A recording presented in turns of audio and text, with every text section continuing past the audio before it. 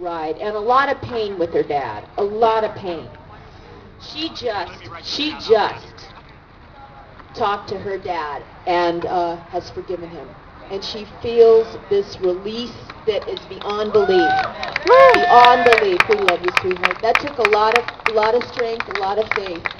Now, how many of you have bitterness towards someone, family, parents? I mean, there you go. There you go. Others are feeling the pain, and this is an open door to help sharing your story and telling how the Lord has changed your life. That's what we're supposed to do. I personally am a person who can't stand preaching at. I can't stand it.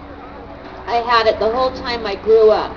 You should be doing that. You should be reading the Bible more. It drives me crazy. I think it actually pushed me away for a while because I grew up with that kind of thing in the church. Had the choir director trying to rape me, but that's okay because he was allowed to stay at church. So I didn't like the hypocrisy of that. But then I just didn't like that pushiness, and I went off and studied Eastern religions for many years. But then I finally went back to give a real quick sum up to go to church. And I thought, well, that'd be better for my son, some foundation to go to church. Little did I know that I needed it.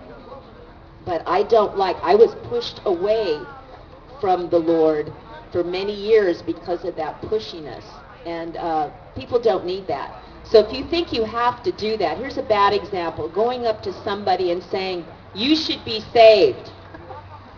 Really? You know? Maybe you're having a bad day. Maybe your wife or your husband just died, or maybe you're sick, and you have somebody coming up to you and say, you should be saved. That's not a good move. Talk to the people. That's what Jesus did. Jesus went down to the people. He spoke with them. He wanted to know what was hurting them. Excuse me. He reached out. He cared. He cared about the people, not just preaching out this agenda. You should be saved. You should be reading the Bible and all that. Now, I'm not saying that isn't important, but I'm saying that Jesus, oh, you're so sweet. Thank you. Jesus cared about the person, not just about the words he was saying. He cared about the people. That we can all do. So the big question is, do we care about anyone else? That's the question. Do we? Do we care about anyone else than ourselves?